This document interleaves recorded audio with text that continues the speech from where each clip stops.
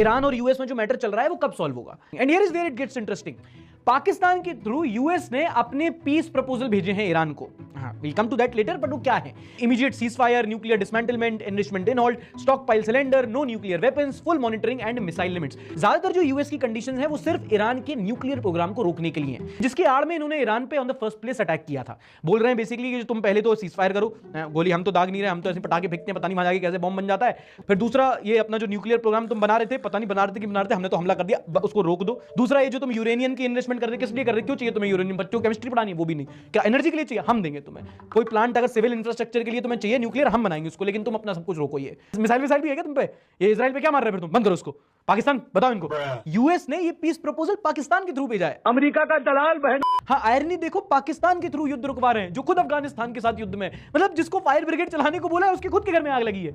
Israel बोल रहा हमें तो कुछ पता ही नहीं है, हमें तो पीस प्लान के बारे में कुछ पता ही नहीं है, हमें तो ये प्रपोज ही नहीं किया गया, आपस में कोऑर्डिनेशन ही नहीं है इनका, और रोटी हमारे घर पे नहीं बन रही। तुम सोचो कैसे कैसे लोग कमान संभाले हुए। अच्छा है, ये सब देखने से पहले मैं भूखा हूं। But then you think why Pakistan? And someone has a good answer to it. Since all the documents are in English, it is considered safer to route them through Pakistan as it reduces the risk of leaks. भाईजान क्या बात कर रहे हैं आप? अच्छा, US ने यहां पर अपना 15 पॉइंट पीस प्लान भेजा। भाई ईरान ने बोला है कि जो आपका पीस प्लान है उसको आप एक जगह लिख के उसकी बत्ती बना लो। तो सरप्राइज, इसमें इन्होंने मेन फोकस जो है वो यूएस के सैंक्शंस को नहीं दिया है, जबकि ईरान का हमेशा से प्रॉब्लम रहा है कि यूएस इकोनॉमिकली हमको क्रिपल करता है सैंक्शंस लगा के। पहली तो उन्होंने कंडीशन रखी है मेडिकल। यूएस फार्मा इंडस्ट्री से उन्होंने रिक्वेस्ट की है कि ट्रंप की दवाई बढ़ाओ, इसके मूड स्विंग बढ़ गए, हमला कर देता है, तो हमला नहीं होना चाहिए। दूसरा, प्रिवेंट रिकरेंस के, अभी तो रोक दोगे बट मूड स्विंग दोबारा कर दिया तो।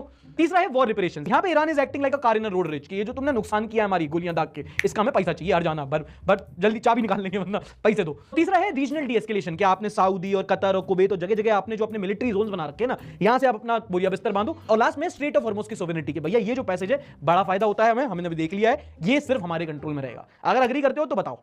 नहीं। अगली खबर है हमारी जुडिशरी को लेकर। हर साल पार्लियामेंट में जुडिशरी को लेकर एक डेटा दिया जाता है। वैसे जुडिशरी को क्रिटिसाइज किया जाता है कि भाई बहुत स्लो है, केसेस पेंडिंग रहते हैं। इस बार पता चला है कि हमारे कोर्ट्स में 26 लाख केसेस हैं जो पेंडिंग है, और खत्म कैसे होंगे? 10 लाख लोगों पे सिर्फ 22 जजेस अवेलेबल हैं। बड़े बूढ़े लोग कहते हैं कोर्ट का और हॉस्पिटल का चक्कर लाइफ में कभी नहीं आना चाहिए। नहीं, क्या कहते हैं? वकील, पुलिस और डॉक्टर बनना सब चाहते हैं, मिलना कोई नहीं चाहता इनसे। Okay, next news is related to environment. IIED, International Institute of Environment and Development, इनकी एक रिपोर्ट आई है जिसने बताया है कि जैसे जैसे दुनिया भर में क्लाइमेट चेंज हो रहा है, वेदर पैटर्न्स चेंज हो रहे हैं, ग्लोबल वार्मिंग हो रही है, उसमें India is one of the biggest vulnerable large economies. मतलब जैसे जैसे ग्लोबल टेम्परेचर राइज होंगे, और इस मामले में अर्थ और बॉडी में ज्यादा डिफरेंस नहीं है, 1-2 डिग्री ऊपर नीचे हमारा हो, हमें बुखार हो जाता है, ऐसी धरती पे भी अगर 1-2 डिग्री तापमान ऊपर नीचे होता है, जो हो रहा है, तो वेदर पैटर्न बहुत डिस्टर्ब हो जाएंगे और बीमार पड़ जाएगी धरती एक तरह से। तो और ह्यूमंस तो सफर करेंगे, एग्रीकल्चरल पैटर्न शिफ्ट होंगे तो खेती बहुत डिस्टर्ब होगी, और जैसे जैसे एग्रीकल्चरल पैटर्न शिफ्ट होंगे, ऐसी क्रॉप्स डैमेज होंगी तो फूड इनसिक्योरिटी बढ़ जाएगी, और उसका सबसे ज्यादा रिस्क आएगा इंडिया जैसी कंट्री में, जिसको कृषि प्रधान देश कहते हैं। हमारे देश की 60-70% आबादी सीधी डायरेक्टली एग्रीकल्चर पर डिपेंडेंट है, तो हम आगे जाके क्लाइमेट चेंज को लेकर सबसे ज्यादा सफर करने वाले हैं। This is what the report says. Afam Ahmed बोलते हैं, सार्थक भाई, I think you should talk about global warming more, because where I live there is so much rain and it's not even April yet. भाई अफाम भाई, not even like chest thumping at this point, but तुम पूरे YouTube पे मुझे कोई और बता दो जो क्लाइमेट चेंज और ग्लोबल वार्मिंग पे इतनी बात करता हो जितनी मैं करता हूं। इनफैक्ट आप जो कमेंट कर रहे हो, ऐसे बहुत सारे आप ही के नीचे कमेंट दिख जाते हैं, कहते हैं अरे क्या ये फालतू तुमने बोरिंग टॉपिक उठा दिया, क्लाइमेट चेंज, ये फालतू ये सब।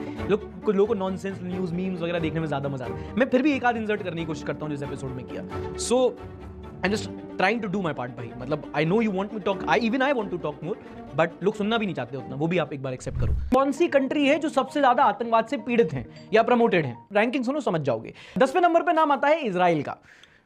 इजराइल पैलेस्टीन ठीक है, सरप्राइज बट नॉट मच। उसके बाद नंबर आता है कोलंबिया का, फिर है एक African country DRC, democratic Republic of Congo, वहां बहुत ज्यादा परेशान है, वहां पे रिबेल ग्रुप्स बहुत आपस में फाइट करते रहते हैं। फिर अफ्रीका में ही सोमालिया, ये तुमने नाम सुना होगा, सोमालियन पायरेट्स। फिर सीरिया का नंबर आता है, सीरिया, बशार अल असद। फिर माली, नाइजीरिया, नाइजर, फिर बुर्किना फासो, और पहले नंबर पे नाम आता है पाकिस्तान का। हाँ, आतंकवाद के मामले में पाकिस्तान ऑफिशियली दुनिया की नंबर 1 कंट्री है। अगर आप एक पाकिस्तानी हो तो आई वोंट बी सरप्राइज अगर आपको सुनकर ये शर्म आए, और इंडियन हो तो मजा आए।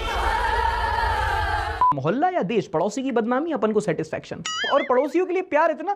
कमेंट सेक्शन में भारतीयों ने कांग्रेचुलेशंस पेल रखे हैं, वागा से मिठाई भिजवा दें, क्या बधाई हो। Congratulations Pakistan, so much efforts but finally you won number 1 place. They won terrorism 20 world cup by thrashing India with high margin. I wish they always do in this world cup and was it down, always number 1। अच्छा, above 10 Afghanistan 11 पे number पे है और Bharat 13वें number पे है, जो कि बहुत अच्छी बात नहीं है। आधे लोग तो इसमें खुश हो गए कि पाकिस्तान से तो नीचे है ना, बस नहीं भाई, हम भी बहुत खराब हैं। Most polluted places in the world, अगर आप मोस्ट पोल्यूटेड सिटीज की रिपोर्ट देखोगे तो भारत पाकिस्तानी भाईचारा दिखेगा आपको। मोस्ट पोल्यूटेड सिटी इंडिया की लोनी, फिर बीच में पता नहीं कहां से चाइना आ जाता है अपनी सिटी लेके, पर उसके बाद फिर बर्नीहाट, दिल्ली, फैसलाबाद, रहीम यार खान, गाजियाबाद, लाहौर, सुक्कुर, उला, सब अपने आपस में हम मेडल लिए घूम रहे हैं। Most polluted countries starting from the bottom, number 10 पे नंबर आता है उज्बेकिस्तान का, फिर इजिप्ट, फिर युगांडा, फिर कुवैत, फिर भारत, इंडिया, फिर डेमोक्रेटिक रिपब्लिक ऑफ कॉन्गो, फिर Chad, Tajikistan, Bangladesh, and most polluted country in the world is Pakistan. और अगर तुम खुश हो रहे हो कि ये मोस्ट पोल्यूटेड कंट्री पाकिस्तान, तो रुको, दूसरे की फटी पैंट देख के खुश नहीं होना, तुम्हारी चड्डी में भी छेद है।